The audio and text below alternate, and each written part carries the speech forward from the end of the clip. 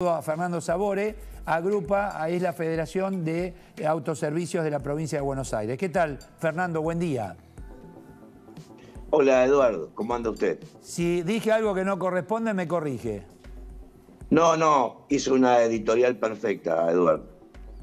¿Y entonces qué hacen ustedes? Porque hasta imagino, el otro día escuché que hay supermercados chinos de proximidad que ya cierran y se están yendo de la Argentina. Eduardo, nosotros, como usted dijo, nosotros vamos al mayorista, que tal vez el ir al mayorista lo hacíamos 2 veces por semana, hoy lo hacemos todos los días.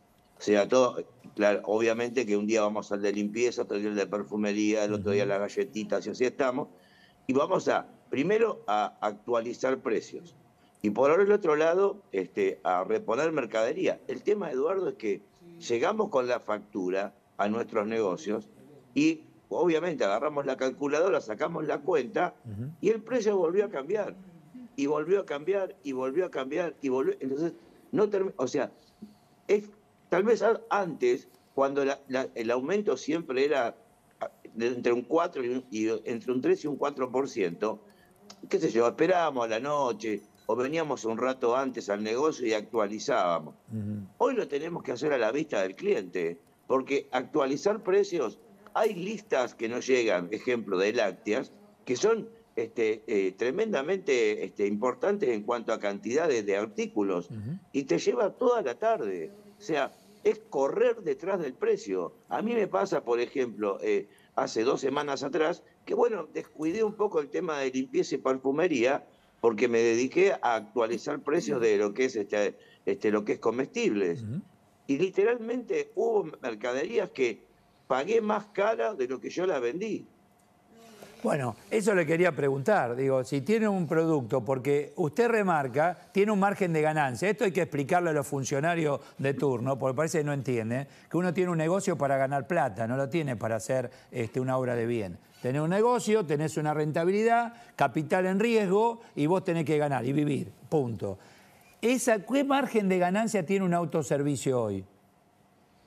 Hoy nos estamos poniendo un 25%, pero tengan en cuenta, Eduardo, que un 17% se lo lleva el costo operativo de nuestro negocio. El alquiler, la luz, los empleados, los impuestos. O sea, bueno, y ese margen, ese margen, usted compra la mercadería a 100 pesos, muy bien, va 125, 130. Si no lo vendió y lo tiene ahí en la góndola, lo tiene en depósito, usted tiene que calcular el precio de compra a la semana siguiente. Claro, a ver, adivinarlo, porque tampoco sabe a cuánto se va a ir, no lo sabe. Claro, es actualizarlo. El tema, Eduardo, es que tanto a la Federación como la Coordinadora Nacional, que estamos hablando de 26.000 comercios en provincia de Buenos Aires y más de 60.000 en el país, tenemos comercios que tienen, y usted lo sabe porque usted es de piso, sabe que hay negocios que tienen 40 metros cuadrados, 40, 50 metros cuadrados, que todo el depósito es la góndola y no tienen más que eso. Entonces, si no logran actualizar, inevitablemente esos comercios van a desaparecer. O sea, usted dice de Como góndola digamos, es tipo farmacia, vendo 10 botellas gaseosas, compro 10. O sea, como farmacia. Claro, porque es todo lo que tiene. Yo, por ejemplo, tengo un negocio de 92 metros cuadrados y mi negocio, digamos, tiene un depósito. No es grande, tendré en el depósito una reposición para 1 semana y media. Pero hay algunos que no tienen nada y se están pelando, La semana pasada tuve 3 llamados, inclusive a uno lo fui a ver, de colegas que literalmente cerraron. El caso de uno es una señora con su hijo y su yerno, que obviamente son 3 familias que trabajan y viven de su negocio, y bueno, obviamente tienen que retirar sus jornales, y lo que hicieron es comerse el capital. O sea que literalmente trabajan hasta fin de mes y van a cerrar. Cuénteme, ¿cómo hace? Porque ahora está el tema del cliente. El cliente dice, pago con tarjeta de crédito o de débito. Ahí también usted tiene un costo a absorber. Pero si le pagan con una tarjeta de crédito y usted va a comprar diariamente o cada 2 días y necesita pagar en el momento, acá no hay financiación de ningún lado. En cuanto al proveedor, digo. Qué bueno lo que me deja aclarar. porque el formato de pagos nuestro, Eduardo, es Sí. contado. Viene el camión de la leche, viene el camión de la gaseosa. Vamos al mayorista donde compramos el 80% de la mercadería y si no llevas la tarjetita de débito o la platita en la mano, la mercadería no baja del camión o no la traemos del mayorista porque no tenemos otro formato. Entonces, pero ahora, por el otro lado está el cliente, que el cliente que tal vez antes de la pandemia, en un comercio de proximidad, el 70% era dinero físico y el 30% virtual. Después de la pandemia, estamos ahora en un 70% con dinero virtual, QR, débito, crédito y todo esto, y el 30% con dinero físico. El tema es a muchas de las clientes que el 15 fin de mes, Eduardo, el 15 se terminó la plata. Yo quisiera que usted haga una encuesta hoy a ver qué porcentaje del sueldo hoy le queda a la gente para poder seguir viviendo. Qué Y bárbaro. acuérdese que nadie le va a quedar más de un 30%. Sí, sí, sí, sí, Entonces, sí. empiezan a ocurrir estas cosas como que viene un cliente y te dice, ¿cuánto está el kilo de azúcar?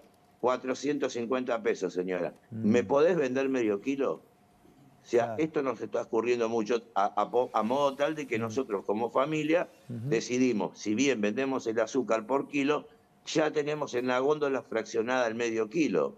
¿Cuánto vale media docena de huevos? 330 pesos, señora. ¿Puedo llevar 3? O sea, estas son las cosas que Eso lo están ve usted ocurriendo. ahí en el mostrador, en la góndola, en el negocio. 3 Pero Eduardo, huevos. Eduardo, lo estoy viviendo yo, que humildemente trabajo en un barrio de clase media, vivo en un barrio de clase media, que no es un barrio humilde, es un barrio de clase media, y todo lo que están haciendo está destruyendo literalmente a la clase media argentina del país. Pero usted fíjese, yo digo esto, ¿no? Y perdóneme, a una mesa la sostienen 4 patas, ¿cierto? Sí. La Argentina es la seguridad, un desastre. La economía, la peor del mundo. Salud, hoy las prepagas están tan caras que cada vez hay menos gente que la pueda pagar y cada vez se va más gente al hospital público. Yo tengo el Posadas acá cerca, que digamos, la voluntad de todo el personal es la mejor, pero están desbordados. Y la educación, hay chicos de Cuando quinto usted grado, escucharon que no escucha, saben ni leer ni escribir. cuando usted escucha al ministro de Economía decir acá no entra un quilombo más y hay que poner huevo, ¿qué sintió cuando escuchó eso? ¿Qué le pasó? La verdad que primero lo del ministro, también lo que dijo en un momento el secretario de Comercio, lo del presidente. La verdad que la familia almacenera, que no somos poco, Eduardo, somos 60.000 en el país, estamos todos enojados porque literalmente hay comercios que se nos están fundiendo y ellos dicen que no le entra un problema más y la verdad que no empezaron ni siquiera a solucionar el primero. Y yo creo, Eduardo, que si a mí me dan, no sé, es decir, me dan la oportunidad de ser gerente de una empresa que anda mal y al poco tiempo pasan los meses y está peor, yo lo que tengo que hacer es retirarme. O la empresa me va a decir no cumpliste con lo que correspondía y me tengo que ir. O sea, me parece que acá caben algunas renuncias. Y Sí. ¿Y qué? no, acá caben algunas. Hay gente que tiene que renunciar, porque la verdad que te vienen con una promesa y uno la toma, porque uno como argentino lo que quiere, Eduardo, es que nos vaya mejor, ¿cierto? Yo quiero que a mi Argentina le vaya mejor, pero la verdad que lo que veo es que cada vez estamos peor. Y decirle como el almacenero de barrio, que tengo muchos clientes, ¿cierto? Y un pibe, un chico, una chica que termina y toma una profesión y se recibe, ¿no? Con el esfuerzo del país, con el esfuerzo de los padres, con el esfuerzo propio de ese joven, hoy decide retirarse del país, se quieren ir. Entonces, dentro de unos años, Eduardo, ¿qué nos va a quedar de cráneos, de gente pensante, de profesionales en el país, si tuvieron que irse porque este país, que es hermoso, no les dio la oportunidad? Usted sabe Todas que estas cada vez cosas.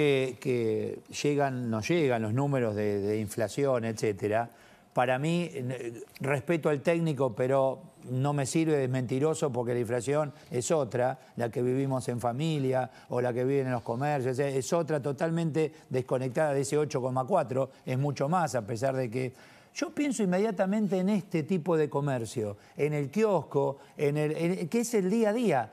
¿Cómo hacen para llevarlo adelante? Y lo duro que debe ser escuchar a un jubilado cuando se acerca ahí a pagar. A usted le dice, ¿cuánto está la media docena de huevos? Y le llevan 3.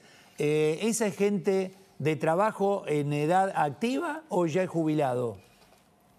Bueno, mire lo que me ocurrió el otro día, hace unos 20 días atrás, vino un señor que obviamente es jubilado, pero entienda que tengo 39 años dentro de este negocio y yo lo vi pasar al señor como un empleado, con su bolso, con su mochila, que se iba a trabajar y me saludaba por la mañana. Y él vino la otra vez y me dice, mirá, me faltan 4 días para cobrar la jubilación, me puedo llevar unas cositas y cuando cobro te lo digo, por supuesto, llévelas. Y entonces nos quedamos hablando y el hombre me dice, y yo, vos me viste trabajar, me viste pasar por tu negocio toda la mañana, fui un buen trabajador, no falté, cumplí con el patrón, me jubilé y ahora estoy pasando pero la peor parte de mi vida. Mis hijos me quieren ayudar, les digo que no, porque yo sé que ellos también están pasando por un momento difícil. Estoy comprando la mitad de los medicamentos que tengo que tomar. Y terminó Eduardo poniéndose a llorar. Obviamente, estaba mi hijo en la fiambrería, estaba mi otro hijo, nos fuimos todos adelante, lo abrazamos, pero ¿sabes qué momento que vivimos? El peor de los momentos del día. Y eso no es que el señor después, bueno, lo calmamos, le dimos un vaso de agua y se fue, pero la tristeza que nos queda dentro de un negocio, que somos una familia, que conocemos a las familias que nos compran, la verdad que son momentos, la verdad, complicados. Por eso, cuando después escuchar a un presidente que dice que esto es psicológico, que la responsabilidad es nuestra, la verdad que yo creo que el presidente, no sé, capaz que está sentado en un escritorio y le pregunta a los que están al lado de él, che, ¿cómo va la cosa? No, estamos bárbaros. O sea, yo creo que el presidente no tiene la menor idea de la realidad económica, social que está viviendo el país. No, yo le voy a explicar, Fernando, es peor Sí. que eso. Saben lo que está pasando, es mucho más miserable. Saben lo que está pasando, no puede estar ajeno a esto que estamos charlando. Entonces es mucho más miserable. Son mensajes internos entre el ministro de Economía y el presidente. Uno le dice hay que poner más huevo y no entra un quilombo más, se lo dice por el tema, bueno, vamos a las PASO o voy solo. Y del otro lado le responde algo que tenga que ver con lo económico, así hoy estamos hablando del problema económico. Nada que ver con lo que pasa, nos usan.